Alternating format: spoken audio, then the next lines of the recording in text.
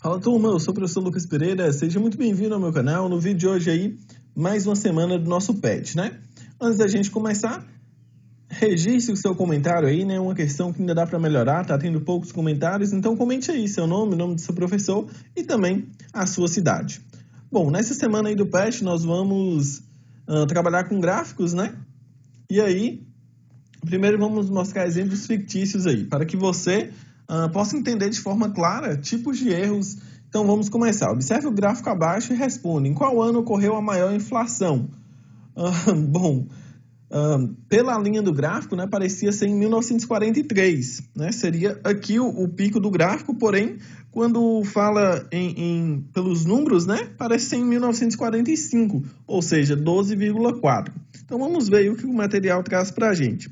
Se você não observou atentamente, provavelmente você respondeu que o ano de maior inflação foi o ano de 1943. Mas note que o ano de maior inflação foi o ano de 1945. Esse tipo de erro ocorre quando usamos uma escala inapropriada para fazer o gráfico. Abaixo coloca o gráfico de maneira correta, observe. Então aí, olha só, agora sim a gente tem um gráfico aí organizado, né? Colocando cada valor na sua devida proporção. E agora sim, 12,4 está aqui no pico do gráfico, né? Representado em 1945.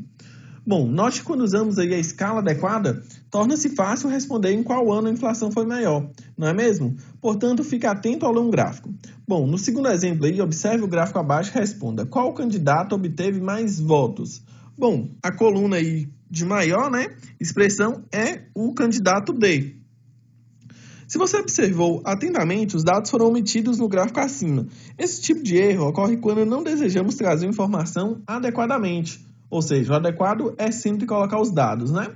E aí, lá no finalzinho do texto, diz o seguinte: o candidato com maior quantidade de votos foi o candidato A. Mas com esse gráfico aqui em cima, né, é impossível dizer isso, já que a representação mostra aí o candidato D tendo uma coluna maior do que os demais. Então, agora sim, mostrando os dados aí, a escala disso, né? Por isso que a escala é um dos elementos essenciais para um gráfico, né? E está aí no vídeo, por exemplo, do 8º ano da semana 3. Você pode dar uma conferida lá.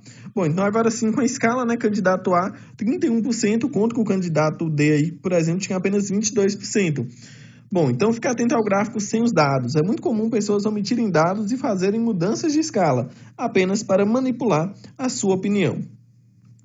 Bom, no terceiro exemplo aí, né, o gráfico abaixo foi divulgado por uma emissora de televisão. Você é capaz de dizer em qual ano a inflação do Brasil é maior? Bom, segundo os dados aí, seria, agora a gente vai atentar apenas para os números, né? Então, em 2011 foi 6,5%. Ainda assim, em 2013, né, a coluna está maior. Então, já percebemos o erro aqui de cara. Tenho certeza que você não deixou se enganar pela maior barra e respondeu que o ano de maior inflação no Brasil, de acordo com o gráfico, foi no ano de 2011. Então, vendo o gráfico aí de maneira correta, né? A gente vê aí agora sim 2011 também tendo a maior coluna aí do gráfico. Bom, no quarto exemplo, também um erro incomum quando uma pessoa deseja dar credibilidade a um gráfico. A credibilidade é dada quando você usa o nome de uma instituição ou de uma pessoa notória para dar confiabilidade ao gráfico. Ou seja, coloque-se uma fonte com credibilidade para dizer que o gráfico é verdadeiro, mas na verdade não é. Então, no exemplo aí, população vacinada no Brasil, segundo o IBGE. Então, tá aí a fonte, né, que eles dizem ser de confiança, onde coloca 42% não vacinados e 58% confiado. Então, lembrando, né, que este gráfico é um gráfico falso aí. Então, observe que este gráfico foi feito pelo próprio autor, pois é isso que consta na fonte. Então, olha aqui na fonte, mas aqui na fonte não está dizendo também não. Aqui para a gente não tem essa informação.